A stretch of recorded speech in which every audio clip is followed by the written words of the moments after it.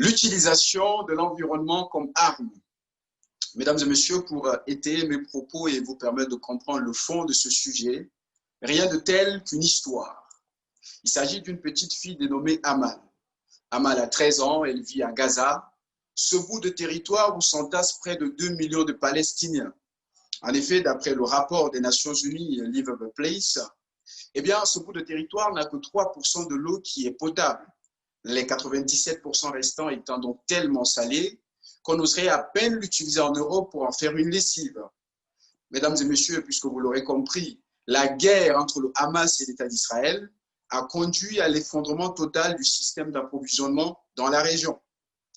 Comment pourrions-nous donc dire à Amal, dont le nom signifie espoir en français, que l'article 54 du protocole additionnel 1 aux conventions de Genève de 1949 interdit que l'on prenne pour cible les installations en eau pendant les conflits armés? Mesdames et messieurs, la guerre exerce une action intrinsèquement destructrice du développement durable. C'est le principe 24 de la déclaration de Rio qui, je le rappelle, le dit. Et si nous revenions en France, nous avions vu après la Première Guerre mondiale, des Hauts de la France à la Lorraine, près de 2,5 millions d'hectares de terres cultivables être piétinés, bombardés et éventrés. Et si les hommes qui ont causé ce mal ne sont pas là pour témoigner, je puis vous l'assurer que ces départements français portent les marques de cette destruction. Que voulons-nous laisser donc comme histoire à nos enfants pour justifier un tel état de dérèglement, une telle instrumentalisation?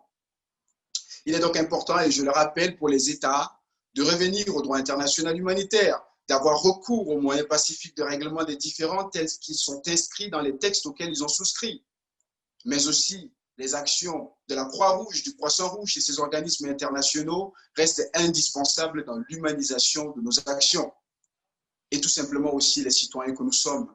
Faisons tous de l'environnement un havre de paix et non une arme de guerre. Je vous remercie.